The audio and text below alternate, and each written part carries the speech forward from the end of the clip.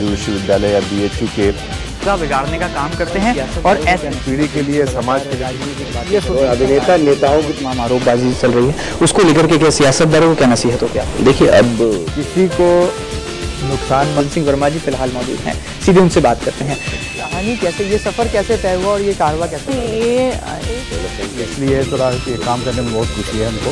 था उसको लेकर वो हम हमारी आज की तारीख में सर सबसे पहले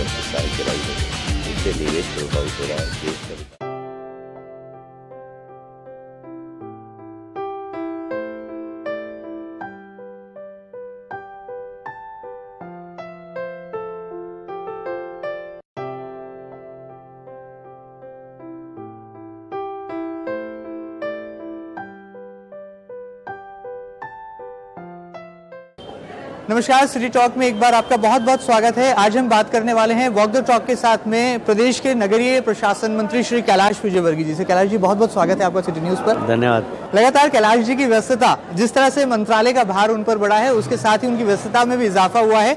ऐसे में बहुत कम पल मिल पाते हैं जब कैलाश जी से खरी खरी बातचीत हो पाए। कैलाश जी, मध्य प्रदेश में शिवराज सिंह चौहान का जादू चला और तीसरी बार हैट्रिक भी बनी आपकी सरकार की। आपको एक बड़ी जिम्मेदारी सरकार में मिली है। किस तरह से प्रदेश भर में आप विकास की गंगा बहाने के लिए कटिबद्ध हैं? देखिए, माननीय मुख्यमंत्री जी ने कहा कि गांव में देख रहा हूं, शहर तुम देखो। और जैसे इंदौर उनके सपनों का शहर है, तो इंदौर में अच्छा से अच्छा क्या कर सकते हो, भोपाल में क्या कर सकते हो, बाकी जितने शहर हैं और उपशहर हैं उनके बारे में क्या कर सकते हो, तो हम लोग एक प्लान बना रहे हैं। मुझे कहते हुए बहुत प्रसन्नता है कि माननीय मुख्यमंत्री जी ने हमें जो निर्देश दिया था उसके अनुसार हमने उनके मार्गदर्शन में इंदौर को डिजिटल सिटी, भोपाल को डिजिटल सिटी और देश की पहली डिजिटल सिटी होगी ये हमने 100 दिन के प्रोग्राम में इसमें लिया है। और आने वाले समय में 4G के माध्यम से हम ई-गवर्नेंस में बहुत अच्छा काम करेंगे। जैसे पारदर्शी सरकार, ये बहुत ज़रूरी है। उसके लिए सबसे अच्छी बात है कि हम ई-गवर्नेंस की ओर जाएं। और मुख्यमंत्री जी ने इसमें मुझे निर्देश दिए हैं कि ई-गवर्नेंस में अच्छा से अच्छा क्या काम हो सकता है, उसमें आप चिंता करिए। तो हम उसके ऊपर अभी अध्ययन कर रहे हैं और आप देखेंगे कि मध्य प्रदेश आज भी ई-गवर्नेंस में देश के 5 सर्वश्रेष्ठ प्रदेशों में है और अभी भी हम नंबर 1 पर ले जाएंगे इसको पारदर्शी सरकार के लिए। जब से आपको जिम्मेदारी मिली है मध्य प्रदेश और खासतौर पर मिनी मुंबई में मेट्रो प्रोजेक्ट को लेकर कवायदे तेज हो चली हैं। आपने चुनाव जीते ऐलान किया था कि महू तक मेट्रो ट्रेन की रफ्तार को लेकर जाएंगे। इसको लेकर के किस तरह का खाका खींचा गया है? हमारी DPR बन गई है और हमने महू तक उसको टर्न कर दिया है। और अभी कौन सी ट्रेन लगाना है जो कि आर्थिक रूप से हमारे शहर के और प्रदेश के अनुरूप हो, इसके लिए अभी हमें निमंत्रण मिला है जर्मनी का। अभी हम देखेंगे, यूरोप का भी मौसम थोड़ा सा ख़राब है, पर हम जल्दी ही जाकर और वहाँ पर तय करेंगे कौन सी रेल लाना, मोनो रेल लाना, हेवी मेट्रो लाना, लाइट मेट्रो लाना। और क्योंकि उनके फाइनेंशियल ब्रेकअप भी बहुत ज़्यादा ज़रूरी है, इस हिसाब से बहुत ज़रूरी है कि किस ट्रेन का हम चयन करें। तो इस दिशा में हम लोग अभी काम कर रहे हैं। सिंहस्थ की बड़ी जिम्मेदारी एक बार फिर आपके कंधों पर है। ऐसे में उज्जैन को किस दृष्टि से देखते हैं? और जैसा कि आपकी राजनीतिक व्यक्तित्व में भी अध्यात्म की झलक कहीं ना कहीं दिखाई पड़ती है, अध्यात्म का रंग कहीं ना कहीं दिखाई पड़ता है, उसको लेकर आप क्या तैयारी में जुट गए? देखिए, सिंहस्थ का सारी व्यवस्था करने का सौभाग्य भारतीय जनता पार्टी की सरकार को मिलता है और इस बार फिर मुख्यमंत्री जी ने मुझे दिया है। और मेरा ऐसा मानना है कि वहाँ पर सारी व्यवस्था तो महाकाल राजा करता है और उनके मार्गदर्शन में हम लोग काम करते हैं। क्योंकि मेरी प्रत्यक्ष अनुभूति है पिछले सिंहस्थ की। ऐसा लग रहा था कि कोई रोज़ मुझे सुबह सिखा के जाता कि आज ये करो, आज ये करो, आज ये करो, और वो साक्षात महाकाल ही हो सकते हैं और कोई नहीं हो सकता। तो वही कराते हैं, पर हमारा सौभाग्य है कि महाकाल हमें चुनते हैं सिंहस्थ की व्यवस्था के लिए। तो हम बेहतरीन करेंगे, सुरक्षा की दृष्टि से बहुत अच्छा होगा, हमारा मास मैनेजमेंट बहुत अच्छा होगा।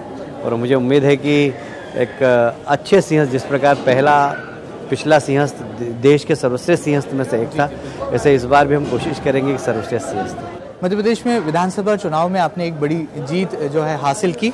अब लोकसभा चुनाव की घड़ी बेहद नज़दीक है। ऐसे में भारतीय जनता पार्टी के PM in waiting Narendra Modi ji को लेकर पूरे देश में एक वातावरण निर्मित हुआ है। क्या लगता है ये जो अभियान है PM फॉर मोदी, ये कितना आपको सफल होता दिखाई दे रहा है? देखिए, कश्मीर से लेकर कन्याकुमारी तक जिस तरीके से मोदी जी की लहर है और बच्चे से लेकर बुजुर्ग तक जो मतदाता नहीं वो भी मोदी को प्रधानमंत्री देखना चाहता है। मैं नहीं समझता कि मैंने जब से राजनीति में समझदार हुआ हूँ, मैं तब से राजनीति में काम कर रहा हूँ, इतना लोकप्रिय नेता मैंने अभी तक नहीं देखा जितने कि मोदी जी हैं। तो मोदी जी अनडाउटली प्रधानमंत्री बन रहे हैं और हम लोग भी पूरे कार्यकर्ता एक नोट एक वोट के माध्यम से और बाकी सब भी यूनिटी फॉर नेशंस ये सब के लिए लगे हुए हैं। तो मुझे लगता है कि सिर्फ औपचारिकताएं बाकी है प्रधानमंत्री बनने की मोदी जी की। मध्य प्रदेश में 29 लोकसभा सीटें हैं। इन संसदीय क्षेत्रों में किस तरह से जीत का फॉर्मूला भारतीय जनता पार्टी अपनाने वाली है? हम 29 की 29 सीट जीतेंगे। देखना आश्चर्यजनक परिणाम आएंगे और वो लोग जो यहाँ से जीत के गए और प्रदेश के लिए कुछ नहीं किया, उन लोगों ने मंत्री भी बन गए केंद्र में, उन लोगों को प्रदेश की जनता सबक देगी। इंदौर लोकसभा सीट की अगर बात करें तो लगातार इंदौर एक ऐसा संसदीय क्षेत्र है जहां पर भारतीय जनता पार्टी हर बार जो है बहुत मेहनत करती है, जी जान से जुटती है। इस बार लोकसभा चुनाव को लेकर किस तरह से आप इंदौर को देखते हैं? देखिए लाखों में ताई जीतेगी और हमें प्रधानमंत्री नरेंद्र मोदी जी बनी रहें। ताई कौन से मंत्री बने बस ये है, बाकी तो औपचारिकताएं बाकी ताई लाखों वोट से जीतेगी, हमें कोई शक नहीं है उसमें। ये भारतीय जनता पार्टी इन दिनों मध्य प्रदेश में कॉन्सेप्ट लाई है, एक नोट एक वोट वाला कॉन्सेप्ट। ये आखिर क्या कॉन्सेप्ट है, इसके पीछे का क्या रहस्य है? देखिए पहले से ही हम लोग जनता के दम पर ही संगठन चलाते हैं। आपने देखा होगा कार्यालय के लिए, पार्टी चलाने के लिए हम आजीवन सहयोग निधि लेते हैं, कार्यकर्ताओं से लेते हैं और जनता के बीच में जाते हैं तो उनसे भी नोट और वोट दोनों की बात करते हैं। अब हम इसको एक कार्यक्रम के अंतर्गत ले रहे हैं, इसलिए इसका प्रचार प्रसार बहुत हो रहा है। सब लोग घर घर जाएंगे, 1 रुपया और 1 वोट की बात करेंगे, लोग इससे कमिटमेंट लेंगे। तो ये अच्छा कार्यक्रम है भारतीय जनता पार्टी का, क्योंकि भारतीय जनसंघ के ज़माने से हम ये लोग करते आ रहे हैं। कैलाश जी, इन दिनों देश में राजनीतिक हालात जो हैं बड़े ही विचित्र मोड़ पर आकर खड़े हैं। एक अन्ना हजारे, समाजसेवी अन्ना हजारे ने जो एक आंदोलन छेड़ा था, उसके बाद सियासी कदम निकले और आम आदमी पार्टी का जन्म हुआ। आपको क्या लगता है ये देश किस राह पर जाएगा? आम आदमी पार्टी की सरकार जो दिल्ली में बनी है, उसके बाद जो हालात पैदा हो रहे हैं लगातार। देखिए न्यूटन एक थर्ड लॉ है, every action there is equal and opposite. प्रत्येक क्रिया के विपरीत प्रतिक्रिया होती है। जो जितना तेज़ी से ऊपर बढ़ता है वो उतनी तेज़ी से नीचे भी आता है। अब आप पार्टी आप लोगों के द्वारा बनाई गई पार्टी है, मतलब पत्रकारों के, और अब आप लोगों ने ही, मैं देख रहा हूँ 3 दिन से उनको धोना चालू कर दिया। तो आपकी हालत बड़ी है तो आपके कारण, और आपकी हालत बिगड़ेगी तो आपके कारण। इसलिए मुझे नहीं लगता है कि कोई आपका कोई भविष्य है इस देश के अंदर, सिर्फ भारतीय जनता पार्टी का ही भविष्य। लेकिन जनता ने वोट दिया कैलाश जी, इससे इनकार तो नहीं किया जा सकता कि आम आदमी पार्टी को अगर वोट देती है। सागर में एक रहन नाला को दे दिया, हिजड़े को वोट दे दिया, गुस्से में कई बार वोट कर देती है, पर उसके बाद जनता तो महसूस भी होती है अपनी गलती। तो मुझे लगता है कि अपनी गलती का एहसास जनता को, दिल्ली की जनता को हो रहा है जब से, जैसे ही मुख्यमंत्री के रूप में प्रवीण केजरीवाल वहाँ बैठे, वैसे ही एकदम लगा जब दिल्ली की जनता को कि मैं उस दिन दिल्ली में था कि हमसे गलती हो गई मुख्यमंत्री बना के। आपने पिछले दिनों केंद्रीय मंत्री कमलनाथ से भी मुलाकात की। इंदौर के BRTS प्रोजेक्ट को लेकर भी आपकी चर्चा हुई, फ्लाईओवर ब्रिजेस को लेकर भी आपकी चर्चा हुई। क्या लगता है इंदौर, जिन्हें मुख्यमंत्री अपने सपनों का शहर कहते हैं, उनके सपनों को साकार करने के लिए कैसे आप मंत्री के तौर पर काम कर रहे हैं? देखिए BRTS प्रोजेक्ट अच्छा प्रोजेक्ट है, पर इसमें बहुत सारी गलतियाँ हैं। उस गलती को हम सुधारेंगे, क्योंकि इतना बड़ा इन्वेस्टमेंट हो गया, कोई गलत निर्णय हो भी गया तो उस गलत निर्णय को सही हमें करना है, तो हम करेंगे। हमने एक्सपर्ट्स लोगों की टीम लगा दी है और उसमें 100, 200, 300 करोड़ जितना भी लगेगा उसको लगा के, और BRTS को मैं आपको आज आपसे वादा करता हूँ कि हम बेहतरीन करेंगे। कैलाश जी, समय कैसे निकाल पाते हैं? महू जैसी विधानसभा सीट जहां पर ग्रामीण और शहरी क्षेत्र दोनों का समावेश है, ऐसे में निजी जीवन के लिए कैसे वक्त निकलता है, विधानसभा के लिए कैसे वक्त निकलता है, और जो एक मंत्री होने के नाते जो दायित्व आपको मिला है, जिम्मेदारी मध्य प्रदेश के अलग अलग जिलों की दौरों की है, उसको कैसे पूरा कर पाते हैं? अभी तो बहुत काम कर रहा हूँ मैं। अभी तो समझ लीजिए कि परिवार को भी समय नहीं दे रहा हूँ, क्षेत्र में भी समय नहीं दे पा रहा हूँ। अभी मैं सिर्फ विभाग में ही काम करना, क्योंकि बहुत काम करने की आवश्यकता है, समय बहुत कम है।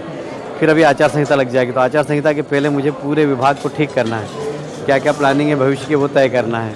तो इसलिए अभी तो समय नहीं दे पा रहा हूँ। बाकी हाँ, समझौता करते हैं, परिवार के लोग भी समझौता करते हैं, कार्यकर्ता भी जानते हैं, जनता भी जानती है कि बड़ी जवाबदारी है तो समय कम देंगे, पर कोशिश करता हूँ सबको समय दे सकूँ। आपके सुपुत्र आकाश विजयवर्गीय ने भी लगातार पिछले विधानसभा चुनाव में जो पसीना बहाया था, उसका कहीं ना कहीं माहौल भी बनता दिखाई दिया, और प्रदेश के सियासी चेहरों में, तमाम राजनेताओं के सुपुत्रों में आकाश कहीं ना कहीं एक ऊंचे पायदान पर खड़े नजर आए। क्या लगता है आने वाले दिनों में उनको भी पॉलिटिकल सिनेरियो में कहीं देखा जाएगा? अब बच्चे जब बड़े हो जाएं तो निर्णय उनके हाथ पे छोड़ देना चाहिए। मैं उसके काम में कोई इंटरफेयर नहीं करता हूँ, पर हाँ वो डिज़र्व करता है, कहीं ना कहीं तो पहुँच ही जाएगा। मैं ये भी जानता हूँ कि मुझसे ज़्यादा डिजर्व करता है। चलिए आखिरी में जाते जाते जनता के लिए क्या संदेश होगा प्रदेश के नगरीय प्रशासन मंत्री, क्योंकि लगातार विकास की कमान जब जब आपके हाथों में आई है तो मध्य प्रदेश की खस्ताहाल सड़कें भी जो हैं बदली हैं और सूरत हाल भी प्रदेश का बदला है। अब क्या कुछ नया होने वाला है इन 5 सालों में? आप देखेंगे, मैं अभी कुछ नहीं बताता हूँ। इंदौर को विश्व के नक्शे पर बनाना ये मेरा पुराना सपना है और मैं आज आपको दावे से कह रहा हूँ कि इंदौर में वो सौगातें मिलेगी जो लोगों ने सोची भी नहीं होगी और इंदौर विश्व के अच्छे शहरों में माना जाएगा। यहाँ के नागरिक अपने आप पे गर्व करेंगे, ऐसा शहर हम बनाएंगे। बहुत बहुत शुक्रिया कैलाश जी, आपने हमारे साथ वॉक द टॉक किया। तो वॉक द टॉक में हमने जानने की कोशिश की और वो सवाल यहाँ पर सीधे मंत्री कैलाश विजयवर्गीय जी से पूछे जिसका जनता जानना चाहती है जवाब, और साफ तौर पर उन्होंने अपने सुपुत्र आकाश विजयवर्गीय के राजनीति में बढ़ते कदमों को लेकर भी साफ किया कि वो उनसे ज्यादा डिजर्विंग है और प्रदेश के विकास की चाबी अब उनके हाथों में है। देखना होगा कि मध्य प्रदेश में कैसे मेट्रो रफ्तार पकड़ती है और BRTS जैसे प्रोजेक्ट की महत्वाकांक्षा किस तरह से पूरी हो पाती है। फिलहाल सिटी टॉक में इतना ही, मुझे इजाजत दीजिए कैमरा पर्सन राकेश राठौर के साथ। नमस्कार।